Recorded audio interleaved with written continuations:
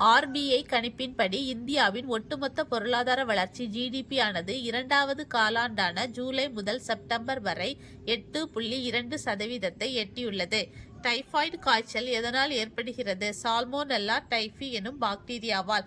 நலம் காக்கும் ஸ்டாலின் திட்டம் கொண்டுவரப்பட்ட ஆண்டு ஆகஸ்ட் 2, 2025. இதன் நோக்கம் மக்களை தேடி முழு உடல் பரிசோதனை. இது வாரந்தோறும் சனிக்கிழமை மட்டும் நடத்தப்படுகிறது. இதில் மொத்தம் 1256 முகாம்கள் நடத்தப்படுகிறது. இதற்காக ஒதுக்கிய நிதி ரூபாய் 13.58 கோடி. Central leather research institute CLRI மத்திய தோல் ஆராய்ச்சி நிறுவனம். இது ஆரம்பிக்கப்பட்ட ஆண்டு 24/4/1948. இதன் தலைமையகம் அமைந்துள்ள இடம் அடையார், சென்னை. 2024 உலக சாலை புள்ளி விவரத்தின்படி இந்தியா 1,00,000 மக்கள் தொகைக்கு சாலை விபத்து உயிரிழப்பு விகிதம் 11.89.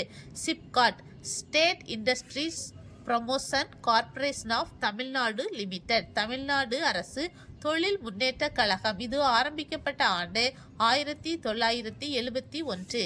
இந்தியாவின் மிகப்பெரிய விமான நிறுவனம் இண்டிகோ. இது 2005 நிறுவப்பட்ட ஒரு தனியார் நிறுவனம். இதை நிறுவியவர்கள் ராகுல் பாட்டியா மற்றும் ராகேஷ் கங்க்வால்.